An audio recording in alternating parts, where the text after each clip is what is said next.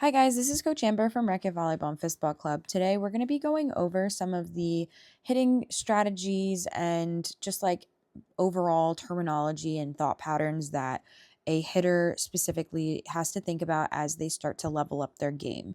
So when we're talking about this is as if you're playing and you've been playing beach for a little while, you have a better understanding of the pass set hit element, the timing, and who's covering what zones based on where the server or the hitter is. In this specific video, we're going to be talking about you playing against a team where there is no blocking, so both players are in the back row when you are hitting. And a big thing that you want to make sure that you really think about are the number zones that are determined on the sheet in front of you. So a big thing is if you're coming here from indoor, the zones are very different from indoor numbers. The main reason why they're these numbers is just because you're looking at it like you're reading left to right. So 1, 2, 3, 4, 5. There are other terms that you can use, but these are the most like simple versions of it, and it's just easier for people to remember. So in this video, we are going to be talking specifically about left side players who are right-handed. So we are going to be looking at the bottom left player, and the scenario is going to be based on if you were to pass the ball on the sideline from the right side, serving down the sideline. So it would look like this. So the ball's coming down that sideline. So in this case, as you're shifting over, your right side is going to start getting ready to set. They're going to start going into that waiting room to get ready to set. When you pass the ball to them, you're going to try to pass the ball into the middle of the court. Now, at the beginner or even beginner intermediate level, typically speaking, your serve receive will mainly aim to go to zone 3.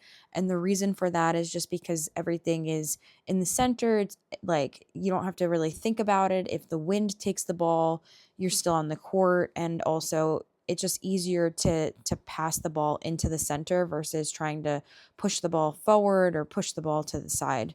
So typically speaking, for more beginner level players, we typically are going to have you passing to zone 3.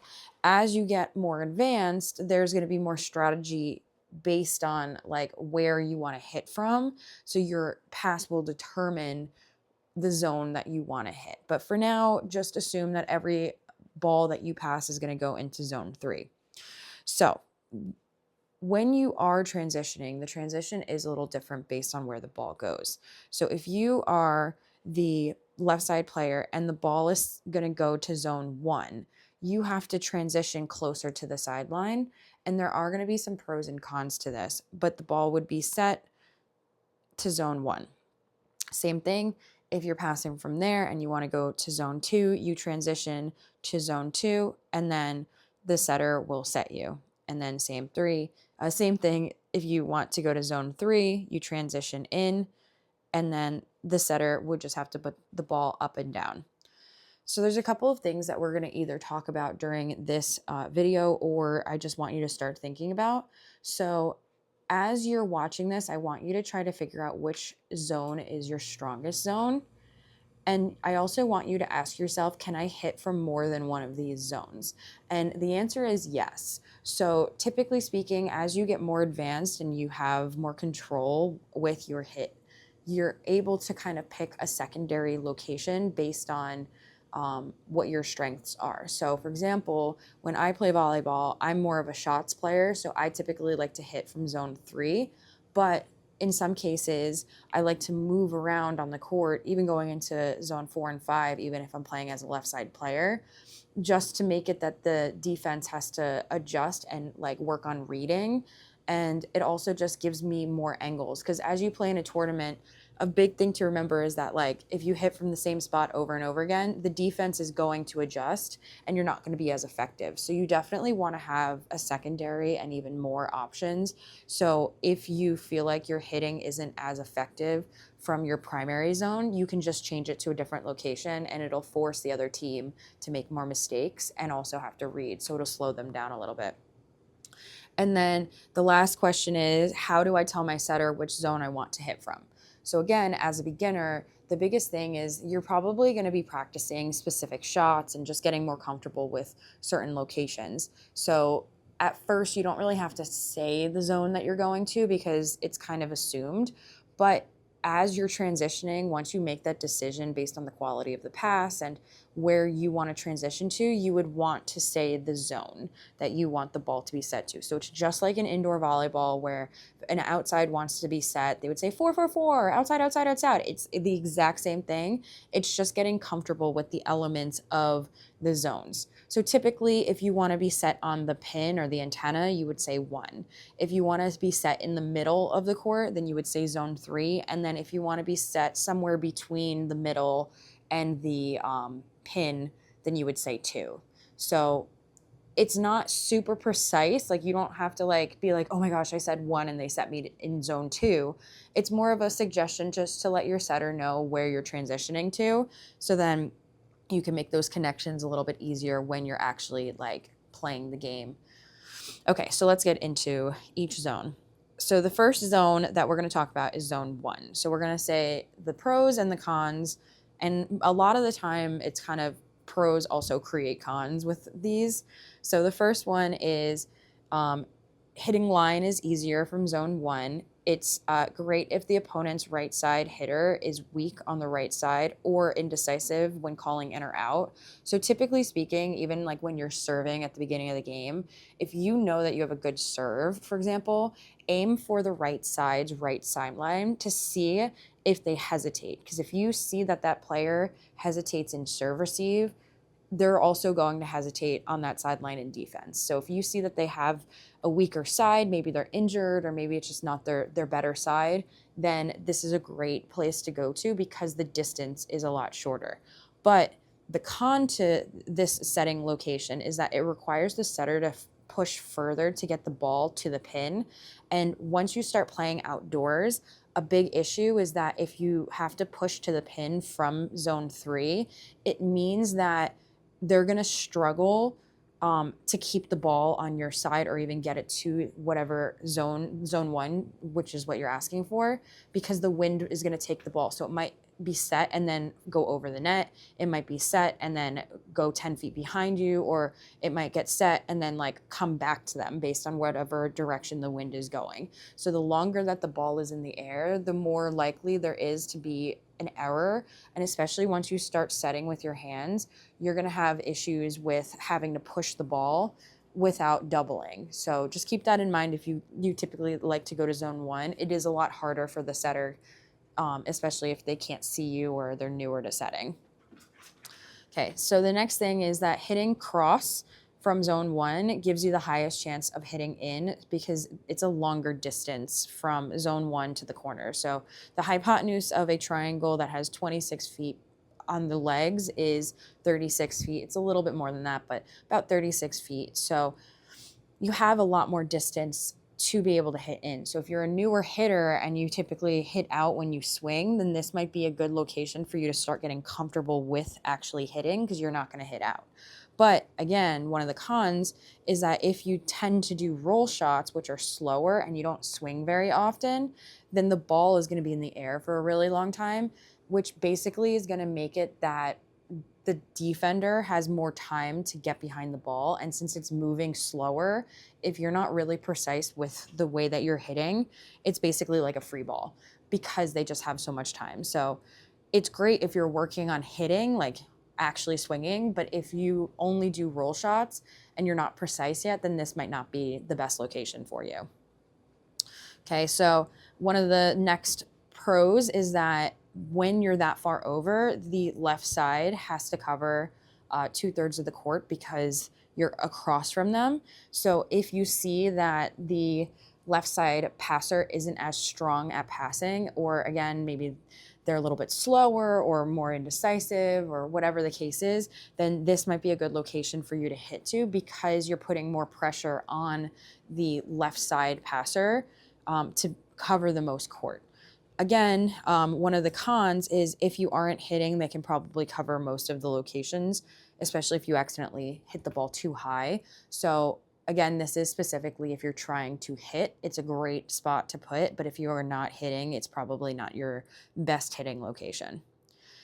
And then another con is that you only have 3 power shots. So when you hit in zone 2 and 3, you actually get more locations that you can put power behind the ball. So again, it's great for newer players who are struggling to keep the ball in, where they can kind of work on getting that hitting timing and getting on top of the ball and stuff like that, because they won't hit out as often. But it is more predictable where they're hitting because there's really only 3 locations that they can hit hard, and then the rest are just going to be shots. And then when you are doing like a short dink over the net, or like a really, really short cutty over, if you look at the black dot, it's mainly covered by the right side player. And the right side player is like defensively closer to you. So if you go too high with it, you're more likely to get like dug. So again, it requires you to be really precise because they can cheat. And even if you like put it really low, they're most likely going to be able to get to it because they're only maybe 15 feet away from you. So just keep that in mind as well. And then the last thing is the red zone on here is demonstrating a shortcut shot where it's a more precise shot because it's closer to the net. So it's a lower driven ball and it's an effective ball, but you have to be more precise because of the distance. And the reason why I say that is because if you put the ball too high, you might hit it out. Or if you put it too high or too slow, because of how long it's like in the air for compared to like the black area, the defender is most likely going to be able to get to it if you're not super precise with it. So again, for beginners, cut shots are going to be a lot harder for you to get points on this unless you're very precise with certain hitting locations. But if you're working on hitting with power, then it's a great spot to put the ball. Okay, so the next one is zone 2. So zone 2 is that zone between the pin and the middle. So it's kind of like the dead zone for outside hitters in indoor. The first pro is that the set is closer to the setter, so it's in the air for less time. So again, like we talked about, it's going to take with the wind less often. So if you're practicing in an indoor facility, wind is not something that you're really thinking about. But once you go to a beach volleyball tournament at an actual beach or even just playing outdoors, you're going to see how much the wind affects the ball. So you have to kind of plan accordingly as if you're going to actually play in the wind, even if you're not playing in the wind right now. The next pro is that the left side is still covering majority of the court. So same things that happen if they're covering more court, you're more likely to get kills if they're not great at passing. The third pro is that the distance to deep middle is shorter, giving defense less time, and the angle requires the left side to turn their hips and run to cover the deep middle. So basically what that means is that like before, when there was deep middle, their hips were already facing where you were hitting from. So then they would just have to shuffle to get to that ball. Versus now, since you're closer to the middle of the court, they're getting about, I want to say about 5 feet less room for you to actually hit to.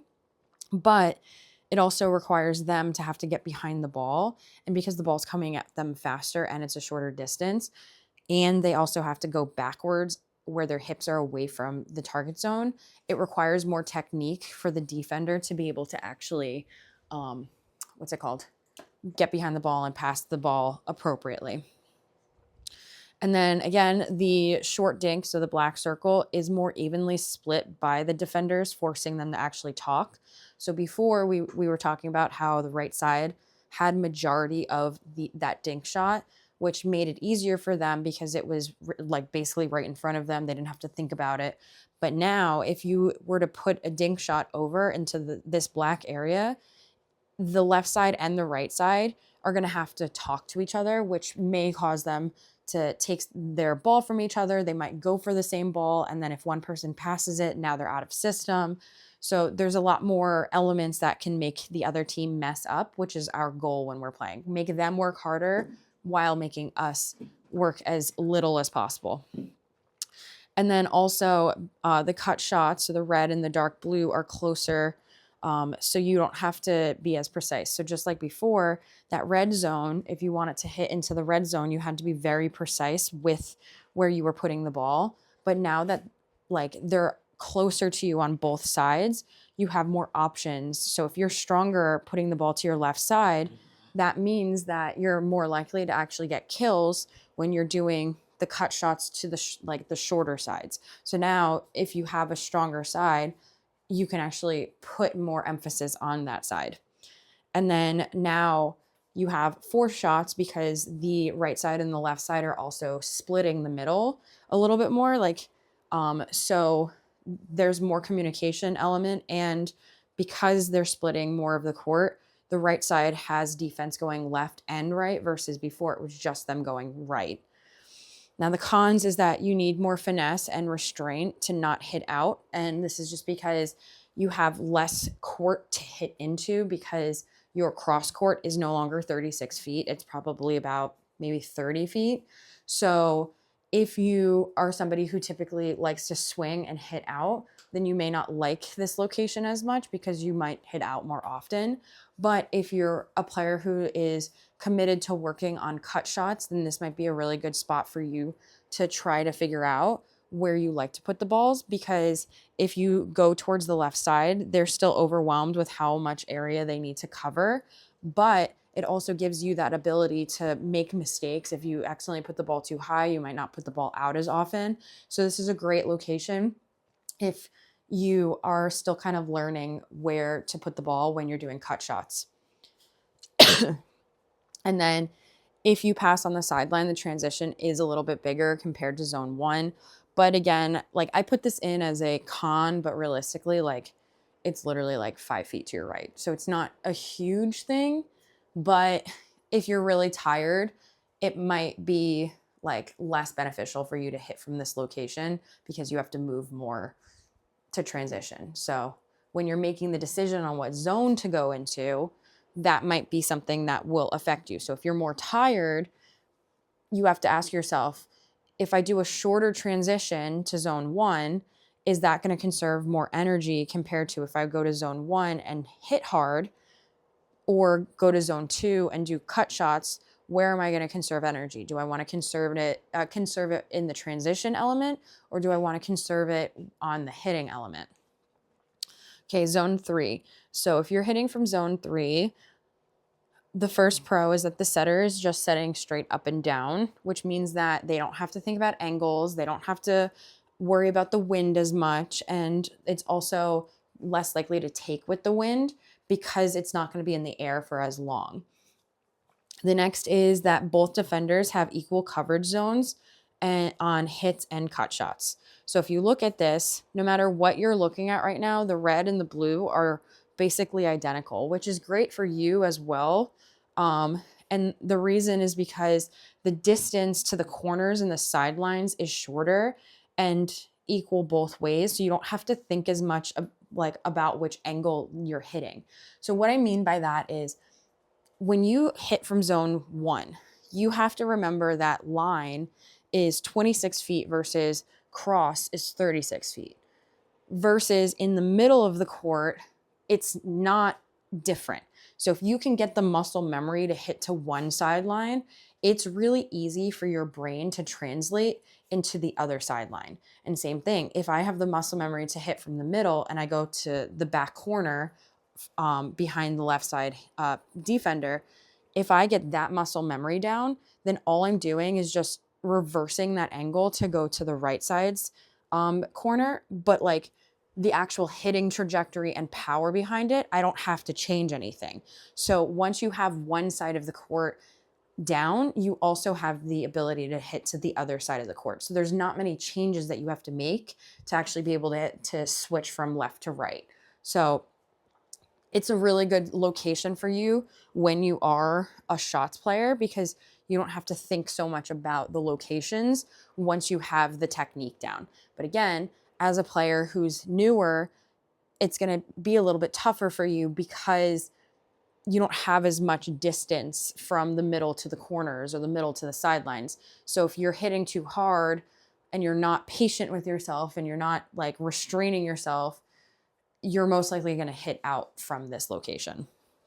And then the zone 3 has 5 hitting locations where you can put power behind it. So again, once you have control over where the ball is going when you're actually hitting or doing cut shots, you have more options, and it's also going to slow the defense down because they have to actually cover more court when they're playing defense. So it's no longer one of the two players having a good amount of court. Now they have an equal amount that they have to cover going left and right. So it really forces them to have to read. The next is that deep middle requires that communication between the defenders. So again, like we were talking about before, anytime that you can force your opponent to have to communicate, like in live gameplay, you're going to increase your chances of getting a kill or an ace, because typically communication about like your job role with passing is communicated before the game even starts. So if you can force them to have to do that communication as they're playing in the middle of the game, it's going to really affect the way that they pass in defense and in serve receive as well. And you're more likely to get them either out of system or even to get that kill that you're looking for. And then if you hit or roll at the sidelines, the momentum is going away from the target zone, so you have a greater chance of forcing the other team to shank the ball. So just like we talked about in the serving video, if you serve to a sideline, both of the players have to go away from the target zone, which is going to force them to have more controlled and better angles, which we like because it's going to make them tired. And as they get tired, their technique is going to drop. So maybe at the beginning of the game, they'll still have good quality touches, but towards the end of the game or even at the end of the tournament, their touches aren't going to be as precise, which is what we want. So again, a lot of volleyball is long-term thinking. It's not just about like what we're doing right now. We're trying to get the opponents tired so they make more errors when they're playing throughout the game. Because the more errors they make, the easier it is for us, because now they're sending free balls or less like well-placed balls when they're actually like attacking. And then also, if you look at the distance between the shot from zone 1 and zone 3, it's great for players who are majority shots players, because that distance is so much shorter to the one sideline. So like I was saying before, you like, because it's equidistant to your right and your left, you don't have one side that you have to be extra precise with, because the other team is going to be able to read it. Now that the angles are shorter, it's a lot harder for the defenders to have to read the ball. And on top of that, because the defenders have 2 zones that they have to cover in the middle, meaning they're like middle slightly towards them, as well as that communication zone in the middle, they're less likely to be able to get those short side shots because they have less time, and they're also more worried about the deep middle. Now, con, if you pass on the sideline, you have a bigger transition. Again, for some players, that's a big deal for them. If you dive and you're getting up really slow, then you might want to tell your setter to set to zone 1. But if you get up and you feel good, then go to zone 3. And then same thing that we were talking about in zone 2, that shorter distance makes it that it's harder for newer players to hit. But again, if you're a smaller player or a shots player, then hitting from the middle might be more beneficial. So based on the video, which zone is your strongest zone?